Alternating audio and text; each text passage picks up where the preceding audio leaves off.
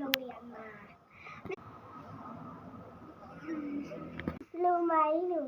ปีนรั้วโรงเรียนมาเก็บขาไปหมดเลยเนี่ยมอนไว้ให้แล้วกี่โมงแล้วบ่าย2:40แล้วรีบไปโรงเรียนได้แล้วหนูต้องรีบกลับแล้วเพราะว่าแม่จะมารับแล้วฮัลโหลอีแม่มาหาหนูอยู่ห้างคิมเด้อหนูมาซื้อคิมน้ำมู